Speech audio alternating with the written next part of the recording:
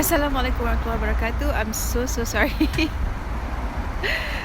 Tadi I still had my earphones plugged on, so that's why you guys couldn't hear what I was saying.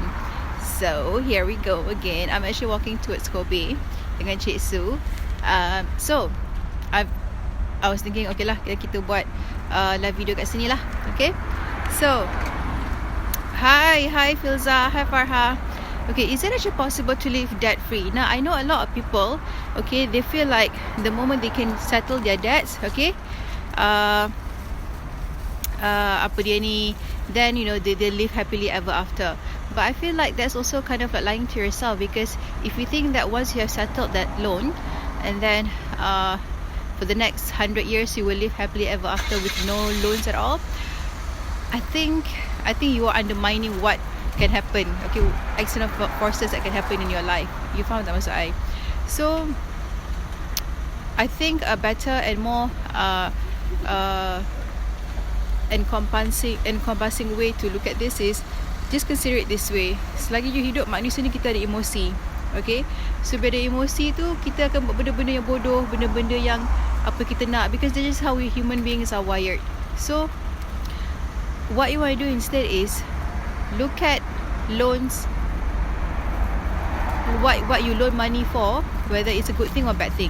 Contohnya kalau you ambil loan untuk beli handbag, probably not a good debt, okay, we call that a bad loan, bad debt.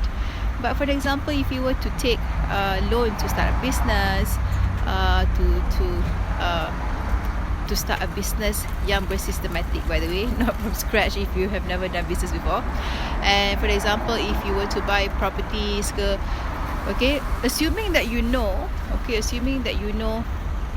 what you're doing, okay, you take loan for studies, okay, untuk bijakkan diri you dari segi kewangan.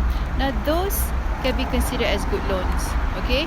So bila kita makin pandai sebab kita invest money tu dalam benda-benda yang elok, then okay, then we get the money back, and then after that you will find yourself, oh gosh, I have other loans to make, because you know we live in this era. But the trick is to understand how to manage the debts and the loans, okay. And that's why I highly recommend you all, yeah, purpose of loaning money, good or bad, that's why I highly recommend you all to play Cashflow 101, so that you understand, okay. Setiap kali I main Cashflow 101 tu, I realise that dulu I akan main kan, I akan buang semua debt I, and then baru I start beli property, stocks and all that. And then I realise that, you know what, I would never get out of rat race in that way. You faham? But whenever I get money, I split my money, okay, I tak bayar semua hutang I habis, but I invest juga. Faham tak? I masih ada hutang, dapat invest juga, and I get out of the rat race much faster. But of course, you know, we're talking about playing game Cashflow 101 ni, you know, kita main satu race tu dalam 20 tahun hidup manusia biasa, faham tak? Jadi of course you don't expect yourself to be that fast to get out of that race lah, okay. This is a long process, but at least you understand the strategy behind it. Faham tak maksud I? Okay, so jangan fikir, oh once I dah habis hutang, I akan hidup bahagia selama-lamanya. I tak nak you all jadi macam kecewa bila you find yourself getting another loan. But you have to be clever about your loans. What do you take money from? What do you take money for? Okay, kalau beli benda bodoh, beli liabilities, you know, benda-benda yang tak appreciate, then that's not smart lah. So this one you have to educate yourself more, okay. That's why we have 6 jars.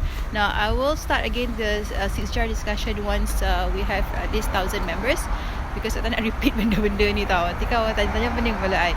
So please add all your friends, okay. Cepat-cepatkan jadi sampai 1,000. And if you add 10 friends, please text me. Please PM me, tell me that you have added 10 friends, give me their names, because I'll give you 10 ringgit Mary Kay voucher. Alright? Okay? Alright. Thanks so much for watching. Bye. Assalamualaikum. Bye.